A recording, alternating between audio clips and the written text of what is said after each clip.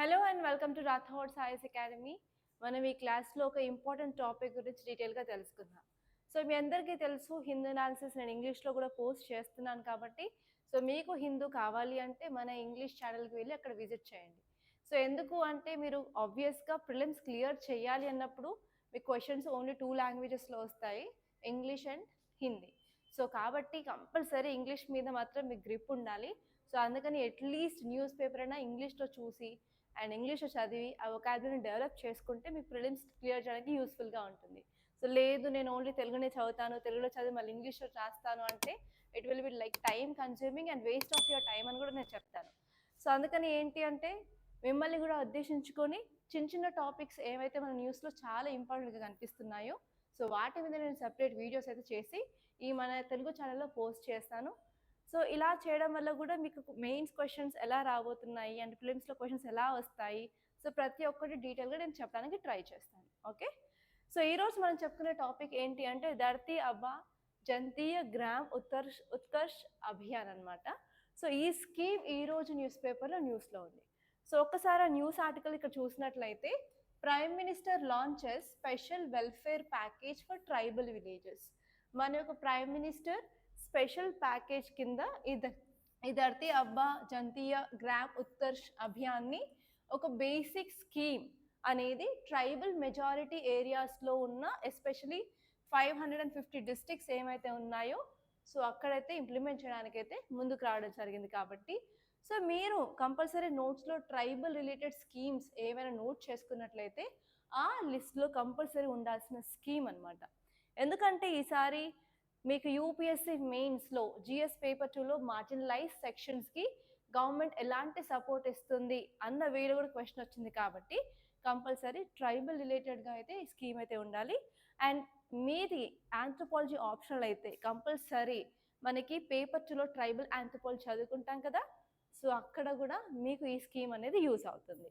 Okay, so ఒక్కసారి ఈ scheme గురించి డీటెయిల్స్ చూసినట్లయితే మన ప్రైమ్ మినిస్టర్ ఈ ధర్తీ అబ్బా జంతీయ గ్రామ్ ఉత్కర్ష్ అభియాన్ని లాంచ్ చేయడం జరిగింది.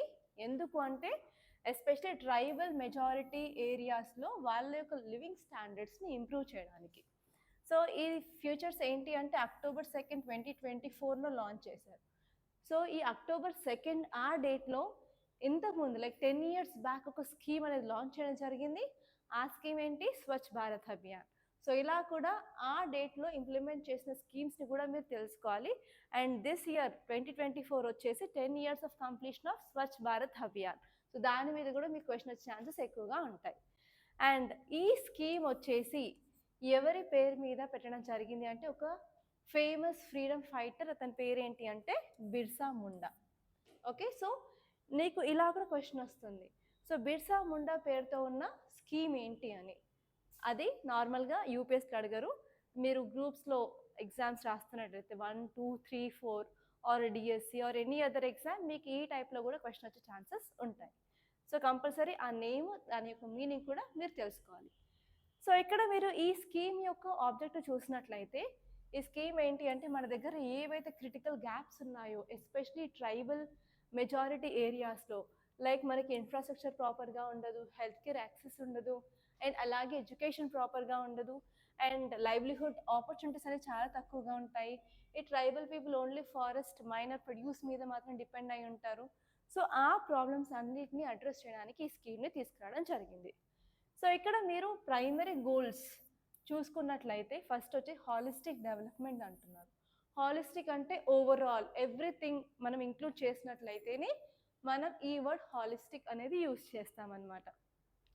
సో ఈ హాలిస్టిక్ డెవలప్మెంట్లో ఎస్పెషలీ మనం ఇన్ఫ్రాస్ట్రక్చర్ మీద ఫోకస్ చేస్తున్నాం, లైక్ రోడ్వేస్ కానివ్వండి, like basic hospitals, education centres like schools అవన్నీను, అలాగే education access, health care access, livelihood opportunities అనేది ఫోకస్ చేస్తున్నాము. అండ్ నెక్స్ట్ వచ్చేసి ఏంటంటే ట్రైబల్ కల్చర్ని కూడా ప్రిజర్వ్ చేయడం చాలా ఇంపార్టెంట్ అనమాట. సో మీరు ఆంథ్రోపాలజీలో ఫస్ట్ చాప్టర్ వచ్చేసి కల్చర్ చదువుకుంటారు, కల్చర్ ఏంటి, కల్చర్ యొక్క అట్రిబ్యూట్స్ ఏంటి అని. సో ఈసారి మీకు ఆంథ్రోపాలజీ మెయిన్స్లో వచ్చిన క్వశ్చన్ కల్చర్, దెన్ దాని యొక్క అట్రిబ్యూట్స్ అని. సో ప్రతి ఒక్కరికి వాళ్ళ యొక్క కల్చర్ని ప్రిజర్వ్ చేసుకోవడం ఈవెన్ ఇది ఫండమెంటల్ రైట్ కూడా. అండ్ యాక్చువల్లీ చాలా మంది ట్రైబల్స్లో వాళ్ళ కల్చర్ని లాస్ అవుతున్నారు. అండ్ ఈవెన్ ట్రైబల్కి సపరేట్గా లాంగ్వేజ్ ఉంటుంది. కానీ ఎంతమందికి ఇప్పుడున్న జనరేషన్ ఆ ట్రైబల్ వాళ్ళకి ఆ లాంగ్వేజ్ తెలుసు? చాలా తక్కువ మందికి. అంటే ప్రిజర్వేషన్ ఆఫ్ కల్చర్ కూడా చాలా చాలా ఇంపార్టెంట్. ఎందుకంటే India is famous for unity in diversity కాబట్టి. సో వాళ్ళు ఏంటంటే సోషియో ఎకనామిక్ ప్రోగ్రెస్ మీద ఫోకస్ చేసుకుంటూ కూడా వాళ్ళ యొక్క ట్రెడిషనల్ కల్చర్ని ప్రిజర్వ్ చేయాలనుకుంటున్నారు.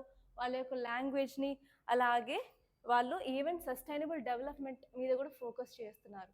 సో ఎప్పుడైనా సరే డెవలప్మెంట్ అనేది ఈకో ఫ్రెండ్లీ ఉండాలి, సస్టైనబుల్ ఉండాలి. అప్పుడే అది చాలా కాలం వరకు ఉంటుంది.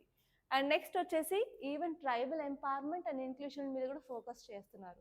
సో మనం ఇప్పుడు నార్మల్గా ఏది చూసినా కూడా inclusive development, inclusive governance, inclusive policies, ప్రతి చోట ఇంక్లూజివ్ అనే వర్డ్ అనేది యూస్ చేస్తున్నాము. ఇంక్లూజివ్ అంటే ఎవరిని విడిచిపెట్టకుండా ప్రతి ఒక్కరు ఇంక్లూడ్ చేసుకున్నట్లయితేనే మనకి ఇంక్లూజివ్ అని ఉంటుంది కదా. సో యాక్చువల్లీ మనం చేసే పాలసీస్లో ఏంటి, ఈ ట్రైబల్ పీపుల్ని చాలా వరకు ఎక్స్క్లూడ్ చేస్తున్నాము. వీళ్ళని ఎక్స్క్లూడ్ చేసినప్పుడు మనం ఏ పాలసీ తీసుకొచ్చినా కూడా ఇంక్లూజివ్ పాలసీ అవ్వదు. కాబట్టి కంపల్సరీ వాళ్ళని కూడా పాలసీ మేకింగ్లో ఇంక్లూడ్ చేయాలి అనే విధంగా ఈ ప్రోగ్రామ్ తీసుకురాబడింది. సో వాళ్ళని ఇంక్లూజివ్ చేయాలంటే ఫస్ట్ ఆఫ్ ఆల్ వాళ్ళకి స్కిల్ అనేది ప్రొవైడ్ చేయాలి, వాళ్ళకి ప్రాపర్గా ఎంప్లాయ్మెంట్ ఆపర్చునిటీస్ అనేది ఇవ్వాలి. సో వాళ్ళ యొక్క స్టాండర్డ్ ఆఫ్ లివింగ్ పెంచినట్లయితేనే వాళ్ళ యొక్క పార్టిసిపేషన్ అనేది గవర్నెన్స్ చూస్తాం కాబట్టి. సో ఈ ప్రోగ్రామ్ ఒక ఇంపార్టెంట్ ఎయిమ్ ఏంటి, ఎంపవర్మెంట్ అండ్ ఇంక్లూషన్ అనమాట. సో ఇదంతా అయిపోయిన తర్వాత మనకి ఇదే తరహాలో రీసెంట్గా ఇంకా వేరే ఏ స్కీమ్స్ ఉన్నాయి ట్రైబల్లో, ట్రైబల్ డెవలప్మెంట్కి అంటే పిఎం జన్మాన్. సో మీ అందరికీ తెలిసి ఈ పిఎం జన్మాన్ అంటే ఒక సెంట్రల్ సెక్టార్ స్కీమ్. అంటే 100% ఆఫ్ ఫండింగ్ వచ్చేసి సెంట్రల్ గవర్నమెంట్ నుంచి వస్తుంది. అండ్ ఇప్పుడు చూసుకున్నట్లయితే ఈ జన్మాన్ స్కీమ్ అనేది బోత్ కాంబినేషన్, సెంట్రల్ స్పాన్సర్డ్ అంటే సెంట్రల్ గవర్నమెంట్ అలాగే స్టేట్ గవర్నమెంట్ ఫండ్స్ అనేవి షేర్ చేసుకుంటూ ఉంటాయి. అలాగే సెంట్రల్ సెక్టార్ స్కీమ్ రెండింటితో పాటు ఇది రావడం జరిగింది. అండ్ ఇది వచ్చేసి ఏంటంటే socio economic welfare of PVTGs, అంటే పర్టికులర్లీ ట్రైబల్ వలరబుల్ గ్రూప్స్ ఎవరైతే ఉన్నారో సో వాళ్ళ వెల్ఫేర్ కోసం తీసుకురావడం స్కీమ్ అనమాట. అండ్ ఇది వచ్చేసి 2023లో రావడం జరిగింది. అండ్ నెక్స్ట్ మీరు ఇక్కడ హైలైట్స్ చూసుకున్నట్లయితే ఈ ప్రోగ్రాంలో సబ్కో పక్కా ఘర్ అన్నారు, అంటే ప్రతి ఒక్కరికి హౌసింగ్ ఇవ్వాలి, ఎస్పెషలీ ఈ ట్రైబల్ పీపుల్కి. అండ్ నెక్స్ట్ వచ్చేసి హర్ ఘర్ నల్ సే జల్, అంటే అందరికీ డ్రింకింగ్ వాటర్ సప్లై అనేది ట్యాప్ నుంచి రావాలి. అండ్ నెక్స్ట్ వచ్చేసి గావ్ తక్ సడక్, అంటే నార్మల్గా మనకి రోడ్వేస్ మీద ఫోకస్ చేస్తున్నారు. అండ్ అదే ఎలక్ట్రిసిటీ మీద ఫోకస్ చేస్తున్నారు. అండ్ ఎడ్యుకేషన్ మీద ఫోకస్ చేస్తున్నారు. స్కిల్ డెవలప్మెంట్ మీద ఫోకస్ చేస్తున్నారు. అండ్ నెక్స్ట్ వచ్చేసి మొబైల్ మెడికల్ యూనిట్స్. సో మీ అందరికీ తెలుసు ఒక ఇంపార్టెంట్ ప్రాబ్లం ఏంటి మన ట్రైబల్స్లో అంటే వాళ్ళకి ప్రాపర్ హెల్త్ కేర్ అనేది ఉండదు. ఎందుకంటే especially PVTGs particularly vulnerable tribal groups అనేది రిమోట్ ఏరియాస్లో ఉంటారు కాబట్టి వాళ్ళకి నార్మల్ మెయిన్ స్ట్రీమ్ సొసైటీ వాళ్ళకి చాలా తేడా ఉంటుంది. కాబట్టి అక్కడ మనకి మొబైల్ మెడికల్ యూనిట్స్ అనేవి చాలా ఇంపార్టెంట్. అండ్ నెక్స్ట్ వచ్చేసి సబ్కో పోషన్, అంటే న్యూట్రిషియస్ డయట్. అండ్ నెక్స్ట్ వచ్చేసి ఈవెన్ వాళ్ళు డోర్ టు గావ్తక్ మొబైల్ నెట్వర్క్, అంటే ఈవెన్ వాళ్ళకి ఇంటర్నెట్ ఫెసిలిటీస్ అలాగే మొబైల్ ఫెసిలిటీస్ కూడా ప్రొవైడ్ చేయాలనుకున్నది ఈ పిఎం జన్మాన్ స్కీమ్లో అనమాట. సో ఇవి చాలా చాలా ఇంపార్టెంట్. అండ్ ఇప్పుడు కంపల్సరీ మనం నేర్చుకోవాల్సింది ఏంటి అంటే బిర్సా ముండా గురించి కూడా నేర్చుకోవాలి. సో ఒక్కసారి ఈ స్కీమ్ గురించి క్లియర్గా చూసుకున్నట్లయితే వాళ్ళు ఏంటంటే సేఫ్ హౌసింగ్ మీద ఫోకస్ చేస్తున్నారు, clean drinking water, sanitation, electricity, road and telecom connectivity ఇవన్నీ చెప్పుకున్నాం కదా. సో ఇప్పుడు ఈ స్కీమ్ యొక్క ఇంపార్టెన్స్ ఏంటి అంటే మన కంట్రీలో 75 కమ్యూనిటీస్ ఉన్నారనమాట, ఈ particularly vulnerable tribal communities. So actually 2019 ప్రిలిమ్స్లో మీకు క్వశ్చన్ రావడం జరిగింది, పర్టికులర్లీ వలరబుల్ ట్రైబల్ గ్రూప్స్ ఎంతమంది ఉన్నారు, ఎక్కడ ఉన్నారు, అండ్ వాళ్ళ యొక్క క్రైటీరియా బేస్డ్ మీద మీకు ప్రిలిమ్స్ క్వశ్చన్ వచ్చింది. కాబట్టి కంపల్సరీ మీరు అసలు స్కెడ్యూల్డ్ ట్రైబ్స్ వీళ్ళని పీవీటీజీస్ అని ఎందుకు అంటారు, పీవీటీజీస్ అనడానికి గల క్రైటీరియా ఏంటి, వాళ్ళ నెంబర్ అనేది డ్రాస్టికల్గా తగ్గిపోతూ ఉంటుంది. అండ్ ఎస్పెషలీ వాళ్ళకి ప్రాపర్ యాక్సెస్ ఉండదు, అసలు వాళ్ళు చేంజ్కి రెసిస్టెంట్గా ఉంటారు. సో ఆ యొక్క క్రైటీరియా ఏంటో మీరు క్లియర్గా చూసుకోవాలి. అండ్ ఈ 75 గ్రూప్స్ కూడా మనకి 18 స్టేట్స్లో కనిపిస్తారండి. సో ఎస్పెషలీ ఫేమస్గా ఉంది అండమాన్ అండ్ నికోబార్ ఐలాండ్స్లో బాగా కనిపిస్తూ ఉంటారు. And even if time permits so Andaman and Nicobar ఐలాండ్స్లో ఉన్న పీవీటీజీస్ ఏంటో మీరు చూసుకోండి. అండ్ ఆంథ్రోపాలజీలో అయితే కంపల్సరీ దాని మీద మీకు ఒక చాప్టరే ఉంటుంది, అక్కడ క్లియర్గా తెలుసుకుంటారు.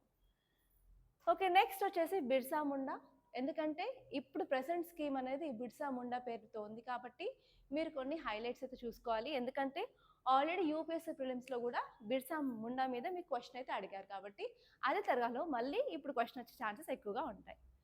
సో ఇక్కడ మీరు బిర్సా ముండా గురించి తెలుసుకోవాల్సిన ఫ్యాక్ట్స్ ఏంటి అంటే తను ఒక ట్రైబల్ లీడర్ అండ్ ఆల్సో ఒక ఫ్రీడమ్ ఫైటర్ అనమాట. సో ఏ రీజన్ నుంచి వచ్చారో చోటా నాగ్పూర్ ప్లాట్యూ నుంచి. ఇతని పేరు ఏంటంటే ఫాదర్ ఆఫ్ ఎర్త్, ధర్తీ అబ్బా. ధర్తీ అబ్బా అంటే ఫాదర్ ఆఫ్ ఎర్త్, ఇతని యొక్క అదర్ ఆల్టర్నేటివ్ నేమ్ అనమాట. సో ఇక్కడ మీరు ఇతని యొక్క కాంట్రిబ్యూషన్స్ చూసుకున్నట్లయితే ఇతను రేస్ చేసిన రెబేలియన్ ఏంటి అంటే ముండా రెబేలియన్. సో మీరు మోడర్న్ హిస్టరీ చదివేటప్పుడు ట్రైబల్ రెబేలియన్స్, పెసెంట్ మూవ్మెంట్స్ చదువుకుంటారు. ఆ ట్రైబల్ రెబేలియన్స్లో మీరు చూడాల్సిన ఇంపార్టెంట్ మూవ్మెంట్ ఏంటి అంటే ముండా రెబేలియన్. ఆ ముండా రెబేలియన్ లీడ్ చేసిన వ్యక్తిగా ఇతను బిర్సా ముండా చాలా మంచి పేరు పొందుకున్నాడు. అండ్ నెక్స్ట్ వచ్చేసి అతను ఎందుకు ఈ రెబేలియన్ స్టార్ట్ చేశాడు, కంపల్సరీ మీరు రీజన్ అయితే తెలుసుకోవాలి. సో ఇది దేనికి అంటే especially against British colonial policies. Particularly British టైంలో మనకి డిఫరెంట్ ల్యాండ్ రెవెన్యూ సిస్టమ్స్ ఉన్నాయి, లైక్ జమీందారీ సిస్టమ్, రైట్ వారీ సిస్టమ్, మహల్వారీ సిస్టమ్. సో ఆ సిస్టమ్కి అగెయిన్స్ట్గా పెజెంట్ రివోల్ట్స్ అనేవి వచ్చాయి, అలాగే ట్రైబల్ రివోల్ట్స్ అనేవి వచ్చాయి. అండ్ ఎస్పెషలీ ల్యాండ్ గ్రాబింగ్ వాళ్ళు చేసేవాళ్ళు, ఎక్కువ హై ట్యాక్సెస్ అనేది ఇంపోజ్ చేయడం వల్ల ఈ పెజెంట్స్ కానివ్వండి, ఈ ట్రైబల్స్ కానివ్వండి పే చేయలేక సో వీళ్ళు ఏంటంటే వాళ్ళ ల్యాండ్ని ఇచ్చేవారు అనమాట. సో దానికి అగెయిన్స్ట్గా చేసిన రెబేలియనే ఇది ముండా రెబేలియన్ అనమాట. అండ్ నెక్స్ట్ వచ్చేసి ఏంటి అంటే November 15th ఎవ్రీ ఇయర్ మనం birth anniversary of Birsa Munda కూడా చేసుకుంటాము. అండ్ ఆ రోజుని అతని బర్త్డే యానివర్సరీగా మనం జంజటీయ గౌరవ్ దివాస్ అని కూడా చెప్పుకుంటాం అనమాట. సో ఈ ఫ్యాక్ట్స్ మీకు కంపల్సరీ తెలియాలి. సో ఇక్కడ మనం వచ్చేసి ప్రిలిమ్స్లో మీకు ఆల్రెడీ క్వశ్చన్ వచ్చిందని చెప్పాను కదా. సో ఒక్కసారి ఆ క్వశ్చన్ ఏంటో చూద్దాం. With reference to the history of India, Ulgulan or the great tumult is a description of which of the following events. So ఇది వచ్చేసింది 2020 ప్రిలిమ్స్లో, వెరీ రీసెంట్ ప్రిలిమ్స్ అనమాట. సో ఆప్షన్ ఏ వచ్చేసి రివోల్ట్ ఆఫ్ 1857, నెక్స్ట్ వచ్చి Moplah rebellion of 1921, next వచ్చేసి indigo revolt, next వచ్చి Birsa Munda revolt.